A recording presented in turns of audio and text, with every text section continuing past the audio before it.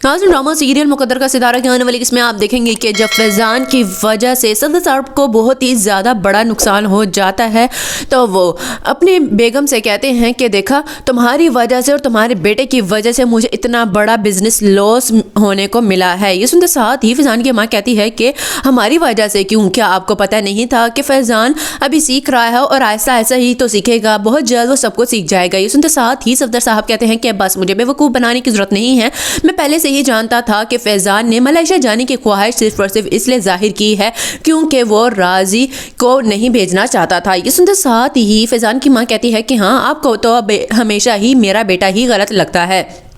अगर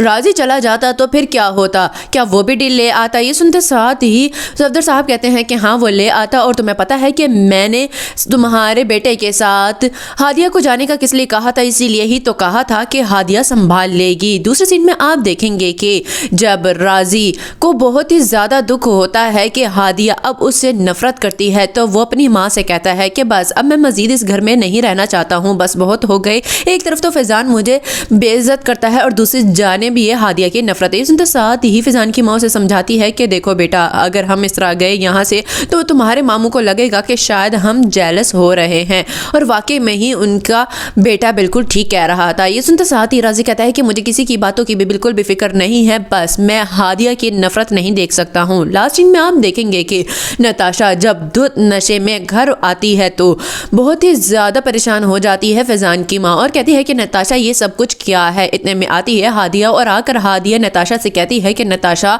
तुमने क्या हाल बना लिया है अपना, तुम ज़रा अक्ल तो करो, अगर अंकल को पता चल गया तो फिर क्या होगा। ये सुनते साथ ही फैज़ान की माँ कहती है कि तुम बताओगी ना, यहाँ से चली जाओ, और ख़बरदार जो तुमने अपना मुंह खोला चुप करके अपने कमरे में दिखाई देना मुझे, और अगर तुमने ये बात किसी को बताई तो मुझसे बुरा कोई नहीं होगा। ये सुनते साथ ही हादिया कहती है कि लेकिन आप आंटी देखो तो सही, नताशा की हालत क्या है।